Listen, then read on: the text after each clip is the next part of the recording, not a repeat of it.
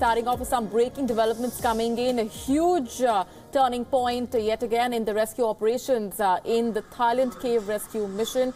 Another success coming in as the 9th boy has now been rescued from that flooded Tham Luang cave. These have been operations that have been going on for the last more than 2 days. This is the last lap of the operation, which has now successfully brought out the 9th boy. So now we are looking at 3 more boys plus their coach who are yet to be pulled out of that cave. These have been operations that have been racing against time, against harsh weather conditions. Just this morning, dampening the spirit of the mission. There was a heavy rainfall that was witnessed in the Chiang Rai area of northern Thailand, which is where the Tham Luang cave is located. That had, of course, given a huge set off huge concerns over whether or not the last lap of the operations will continue as anticipated. But yet another success point coming in from the rescue mission which has been going on. The 9th boy has now been rescued successfully from that flooded Tham Luang cave. 3 more boys and their coach now remain to be pulled out from the cave. These have been operations that have been going on for the last 3 days, remember, in batches. The first operation, the first lap of the operation began on Sunday. That's when 4 of the boys were pulled out successfully. They were then halted for a period of 10 hours, only to be resumed yesterday. That's when 4 more boys were pulled out. So that was a total of 8 boys that were successfully rescued over the last 2 days. And today being the final lap of that rescue mission that has been going on, racing against time and the weather conditions. The 9th boy has now been successfully pulled out. 3 boys and their coach, that 25-year-old coach, still remain trapped inside that cave. They hopefully will be pulled out over the next few hours, since today is the day when we are looking at the culmination of the rescue operation. So hopefully over the next few hours we will also get some positive news coming in for those 3 boys who still remain trapped and their coach. This has been a miraculous mission, to say the least. Remember, on June 23rd is when these boys had gone to explore the cave. The 12 boys with their coach, the Wild Boars Thai soccer team, they'd gone after their match to explore the Tham Luang cave, and that's when the heavy rainfall resulted in the flooding of the cave, which ended up trapping them.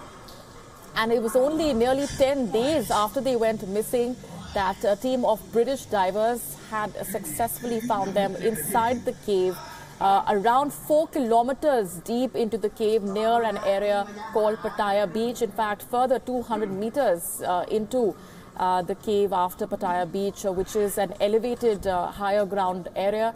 They were found on a muddy patch. That was 10 days after they went missing.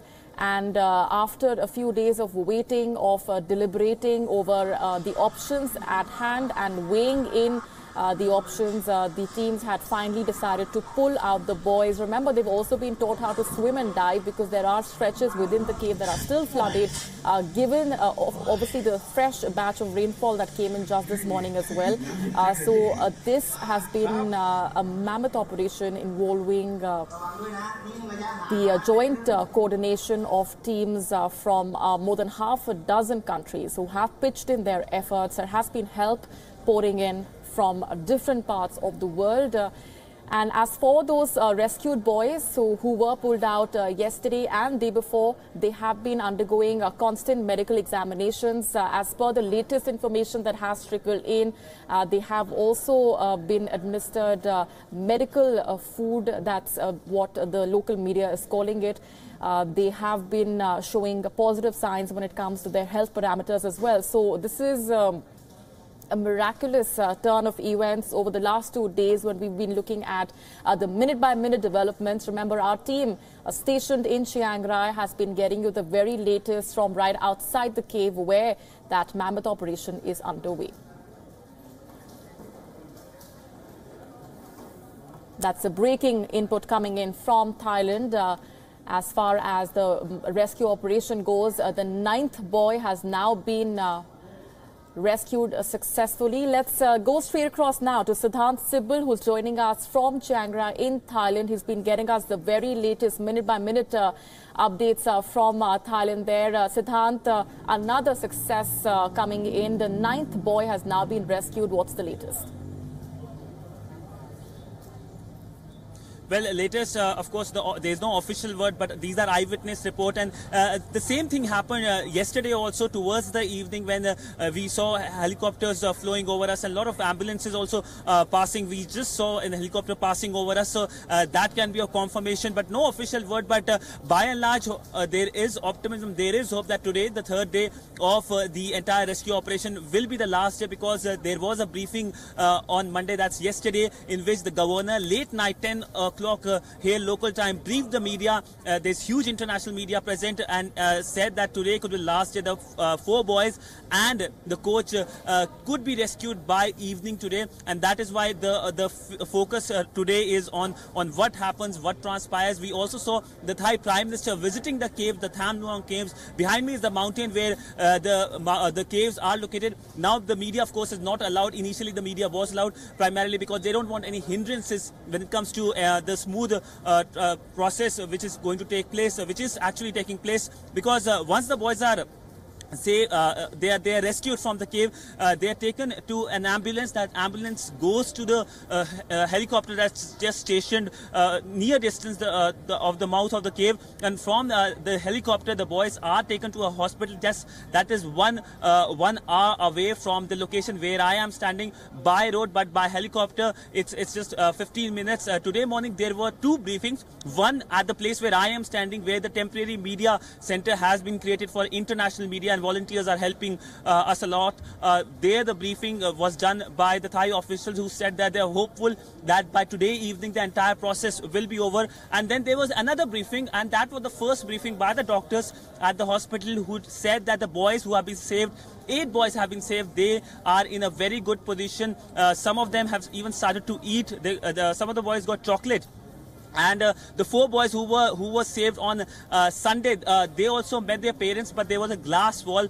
For the first 24 hours, the boys were quarantined, and there are fears on their both physical as well as the mental health. Physically, of course, because of the muscle injury, and because they were in a certain position for a pretty long time, that could have damaged their muscles and ligament.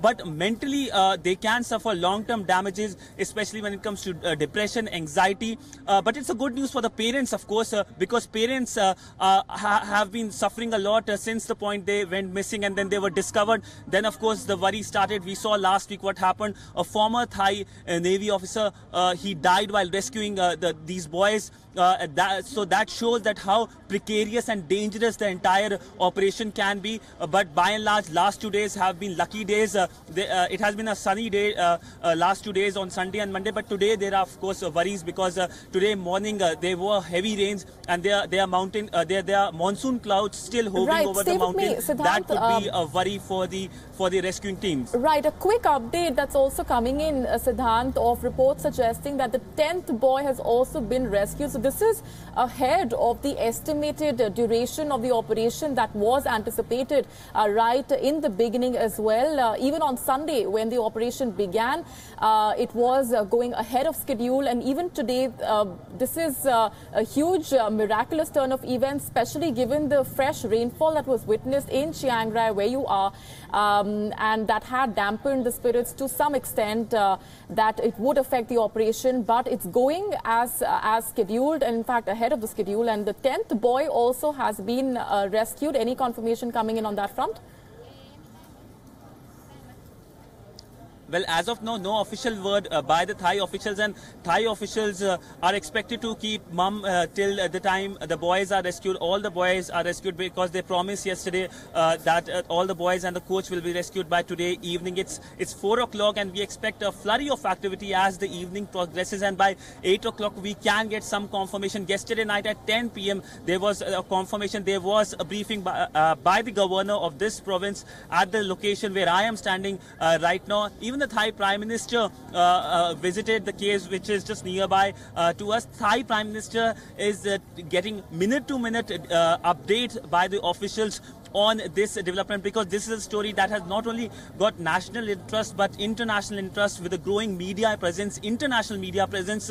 Globally, the media has descended on this place. This place is actually far off from the Chiang Rai city. It's almost a 1 hour distance, and it's surrounded by thick forest, mountains, and it's not easy to come here, and that is why it's really difficult to have this rescue operation. And we also saw the Thai ambassador today morning in Delhi thanking India actually for the proposal. The Indian ambassador sent to the Thai government here. The Indian ambassador had said that a company that helped Bangkok in the 2011 floods, that can help, but there are almost countries from US, Israel, UK, Belgium helping in the entire rescue mission which is right now taking place. 19 people are there in the core rescue committee team, and these are the people who are trying to help in the entire process of rescuing these boys who have been stuck for over 2 weeks now.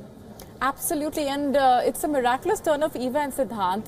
Who would have thought till a few days ago, that the operation would go about so successfully, given the challenges and the hurdles involved, especially within the cave complex, which is still flooded.